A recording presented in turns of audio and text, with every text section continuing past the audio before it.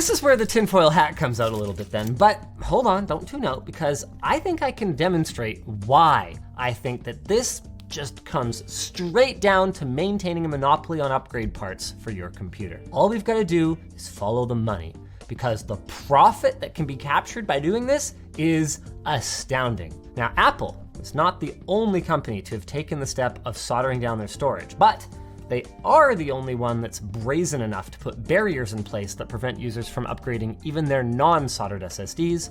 So we're gonna be picking on them a little bit.